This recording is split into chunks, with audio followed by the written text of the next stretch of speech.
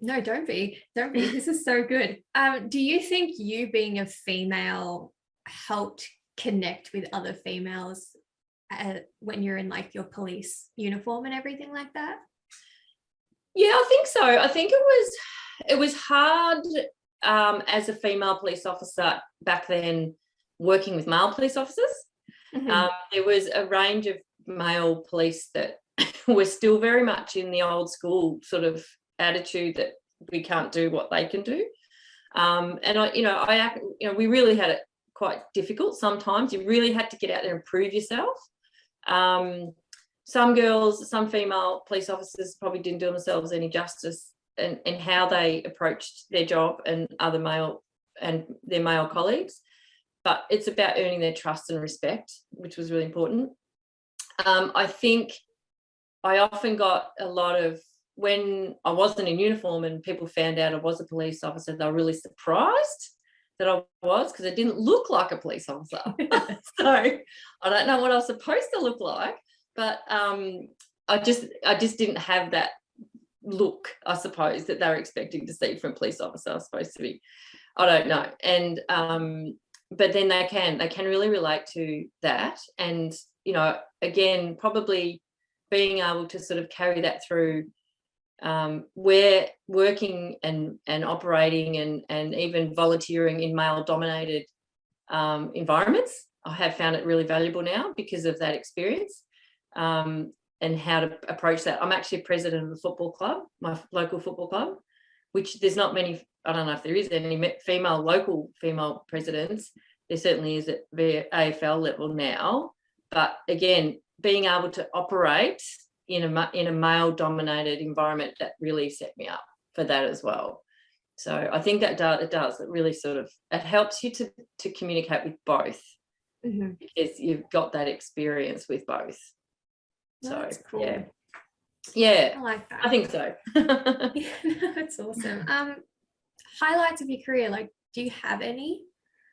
The highlights, like I said to you before, the working on the education side of things, being that proactive policing. I did a lot of this, it's called police in schools back then, where I would go out to primary and secondary schools every week.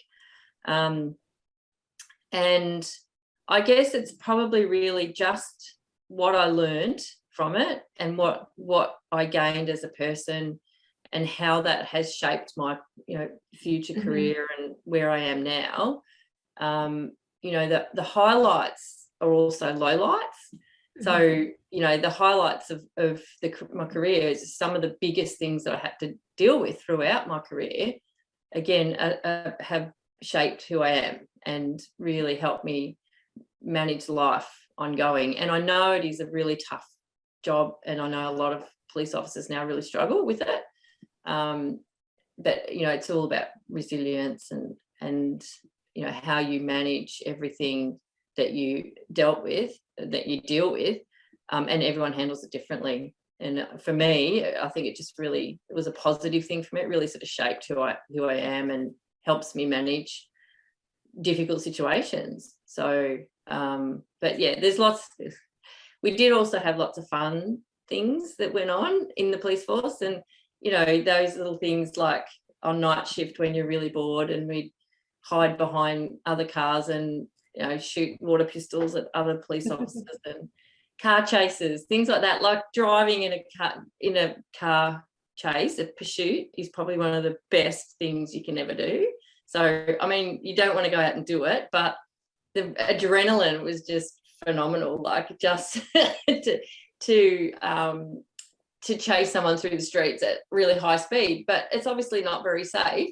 It was just one of those things. We trained to do it, but it was, one of those things that every police officer, I think, lives for, because it is really good fun. How did you come down from those adrenaline rushes though? Oh, look, it was really hard. And one of the things, and you see this on TV when something, you see when police officers probably chasing someone and they catch them, and you can just see they just want to kill them because it's just a massive adrenaline rush. So sometimes it's just better that you don't, because yeah, it's almost like, my God, look what you've just sort of put me through, sort of thing, and I'm going to punish you for it. It's really hard because you don't, you really, you want an outcome, but you want it to be a good outcome. So in something like that in particular, actually there's another interesting one where it was on night shift, and we saw this car drive. It was driving really, really slow. We decided to pull it over, and not that it took off quickly, it just drove really, really, really slowly, but wasn't going to stop. And then all of a sudden, the passenger jumped out and ran, and then the driver sort of stopped the car, and he jumped out and tried to run but didn't get very far. So my partner and I both jumped out, and he got the driver and I chased the passenger. And back in those days, policewomen wore skirts, and this guy I was chasing was jumping fences, and it was really hard to chase him. And I'm trying to get on the radio to say where I was. It's running in the dark. And I remember jumping over this school fence. Anyway, I lost him because I just couldn't keep up with him. And so I'm standing in this residential street. I had no idea where I was. I didn't know what street it was. And I was just standing there, the last place I saw this guy, hoping that someone can come and find me. So my partner, who'd locked up the other guy in the back of the van, he just put his lights and sirens on. And then I just sort of said, look, I can see you, or I can hear, or you're just not far away, or whatever, until he found me. And then we stayed there until a dog came, like a canine unit, to come and search for the guy. And turns out he was hiding in the garden at the house where I was standing out the front of. So he was like right there the whole time. And he was only a young guy. He was only about 16 or something. And they just escaped from a youth detention centre in New South Wales and had stolen this car and come into Victoria. And he would have been crapping himself because he's just right there. And of course he could hear what I was saying and knew that there was a dog coming as well. So, and the dog just found him like that, because all I had to do was say, this is the last place I saw him, and they tracked him straight to the garden, and there he was. So again, my partner was like, how dare you run away from my partner? And just wanted to like kill him, but just because of what you've just gone through. So you sort of have to be really careful, and you have to be really disciplined not to do anything about it, and let justice take its course, I suppose. So yeah, that was an interesting one, because I just remember standing in the middle of this street in the dark, not knowing where on earth I was, and that was really early on. That was in probably my first year that I was in there. So lots of fun, but at the same time, now I look back on it, it's fine. I dealt with it. You got through it. Awesome. Yeah, I got through it. Yeah. That's so cool though. Like, you don't really hear much about these stories. Yeah. And so it's really interesting to just get them. Yeah. Rather than fictional or something like that. Yeah. Oh mate, I could talk for hours. And this is the thing. It really, I remember them really, really clearly. Some really, really, really difficult situations, but some things that I know, that having gone through them, what I learned from that and how I manage life in general. But yeah, once I start, you can't stop me telling stories, I tell you. I do have a question about all that, like the emotional toll. How did you I can't say the word now, like separate it all together? Look, I think I don't know whether it's from that or whether I was always that way. I think I'm just naturally resilient to that type of, or to knockback, or to difficult situations. Look, I think I'll tell you another story, and that's probably easier to tell a story. I was working with a guy. He was driving the van. I was the passenger, but I was the more senior member. We got a call over the radio to say that there'd been an accident just in a residential street. It was the Thursday before Easter, and it would have been about 94, I suppose, 394. And the call came across as a potential fatal accident. So we just pulled a car over for speeding, and he was talking to the driver of the car. And I got the call on the radio in the van, and I went up to my partner and I said, we're going to have to go. We've got a potential fatal accident we've got to go to. And I said to the driver of the car, I said, mate, this is your lucky day because you're just getting out of a fine. And so we got him in the car. We got back in the car, and my partner, who was driving so slowly. I said, mate, you're going to have to go a little bit quicker. We've sort of got to go lights and sirens to this one. This is urgent. And he just did it. He was going really, really slow. And I said, come on, you're going to have to speed up. We've got to get there. It wasn't that far away. And anyway, he did eventually. And so we got there, and it was quite a really small residential street. It wasn't sort of, and what she'd done, it was just the roads were slightly wet. She'd come around a corner and it started to slide, and she'd overcorrected it, and she ended up sort of, I don't know, and then slid across the front lawn sideways into someone's garage. So she hit on her side the brick wall, and so her head had hit the brick wall basically as it's hit the garage. So she hadn't passed away at this point, but the ambulance was working on her, and there was people everywhere, and my partner wouldn't get out of the car. I'm like, come on, let's go. But he just, because this was probably his first experience at something of this level, so it was really difficult for him. And I was like, right, okay, he's obviously not coping, he doesn't know what to do, he doesn't know how to manage it.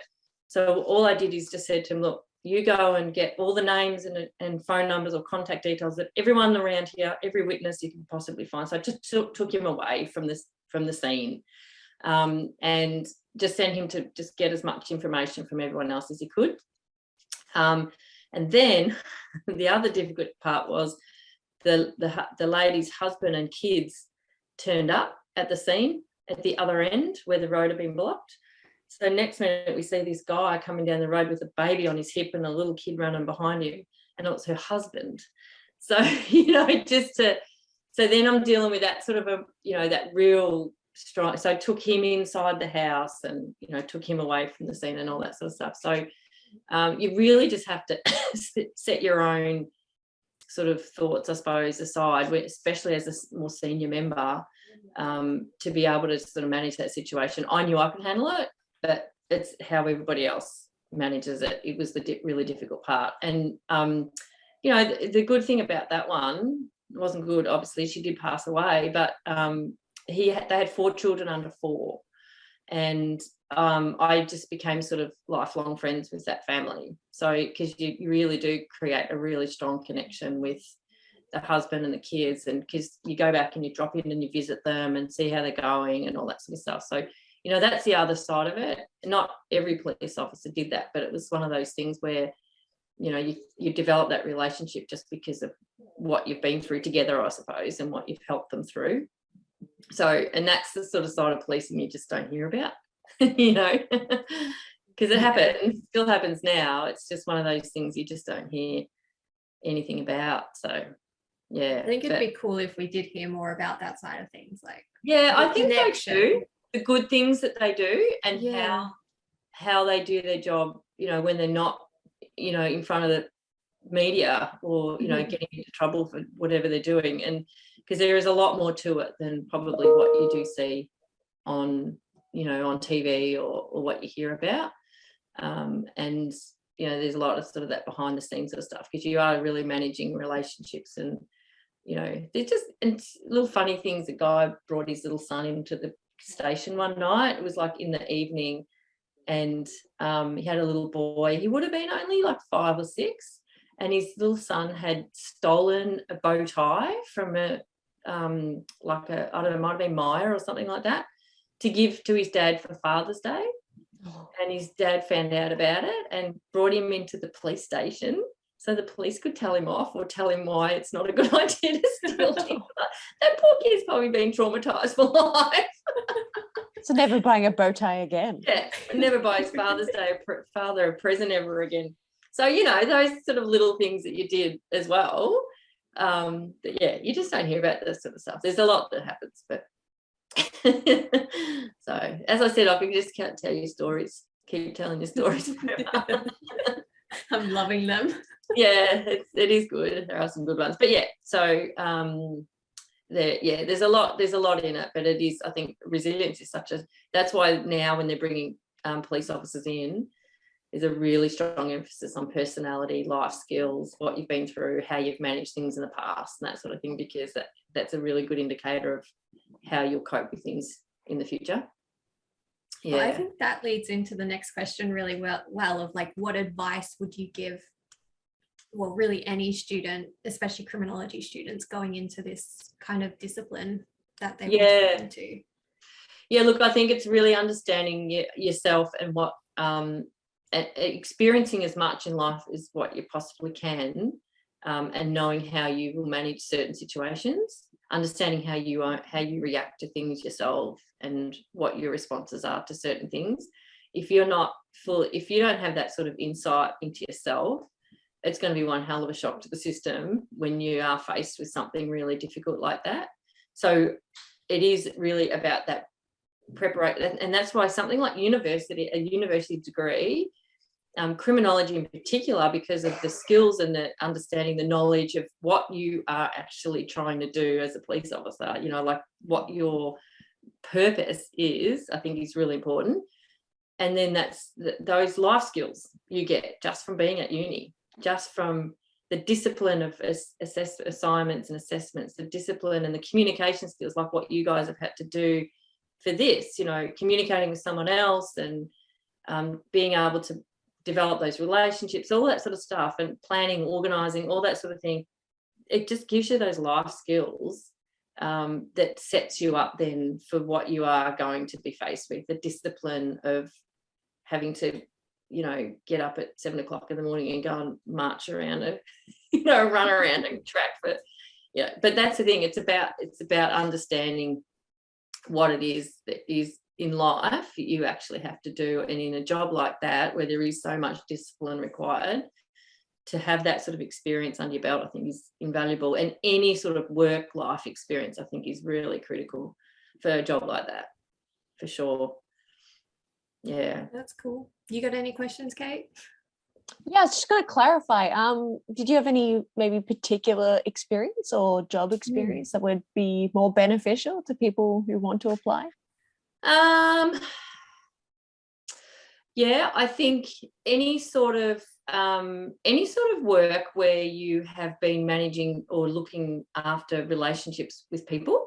So even if it's hospitality or some sort of environment where you're managing different types of people, or you've had to deal with different types of people, could be anything, any sort of, like retail, even like in customer service, the things that you have to deal with as in retail, doing customer service, the different types of people and how you manage those situations, in particular if someone complains about something, how you react to that and how you manage that person. So I think it's just managing the relationships, understanding what people are like and how people are and why they behave the way they do, like what motivates them to be like that. And it's not a personal attack.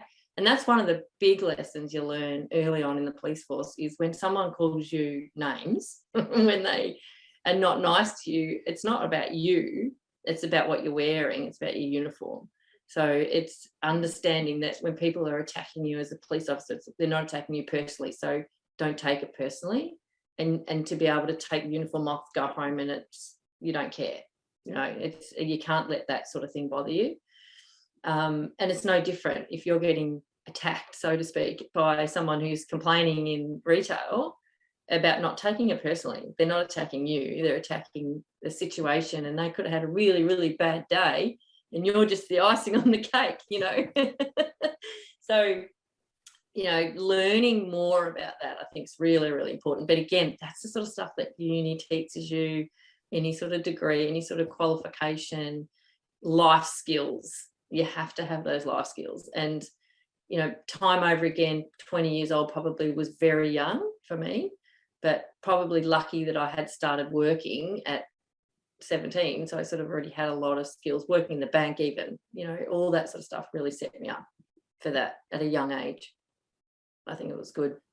So you don't regret like going this career path at all or anything? Not at all. I only left because I wanted to travel for 2 years, and they wouldn't give me 2 years leave without pay. They'd only give me 1 year. So I said, look, I'll resign. I'll come back after I finish traveling. But while I was traveling, I fell pregnant with my eldest son, who's now like 26. So when I came back, as a single mother, it wasn't the type of environment you would work as a single mother. So even then, so he was born in 96, sorry. Like I couldn't have gone back in the police force as a single mother. They had no part-time policing. It was just, I would have had to move to Melbourne. It was too hard. I sort of had to be where my support network was. And that's the only reason I didn't go back. So that I regret. I wished I had have gone back then, because I probably would have stayed in for a really long time, because I know people that I went through the academy with now, they're just starting to retire. So it makes me feel really old.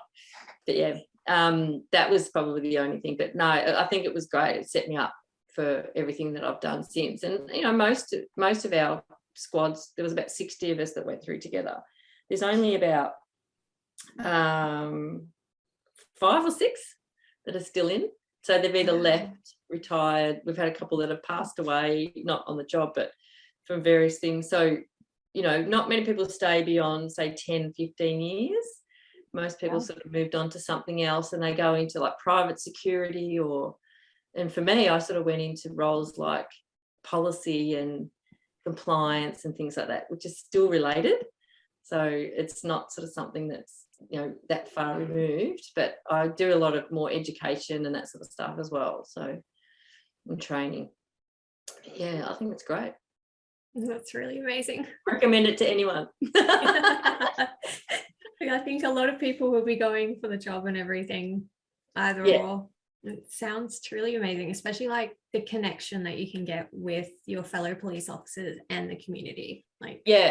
There's really strong camaraderie in things like army, police, fire brigade, paramedics, those sort of things. Because of what you go through together, it just becomes a really strong support network, social network, real camaraderie with it. My husband's just talking in the background. Can you hear him? No. That's all right. That's all right. He's quite loud. I was just going to close it. He's just on the phone. He's taking a phone call. But yeah, so I hope that helps. It does. I don't have any other questions. Well, thank you so much for this. That's all right. It's truly been amazing, and just this other side of things, it's truly good. I'm like at the loss of words right now. Yeah, it gives you a bit of insight, doesn't it? You got a little bit behind the curtain. Yeah. It's so much better than what you see everywhere else. So I really appreciate this. Thank you so much, Jenny. No worries. All the best with everything. Yes.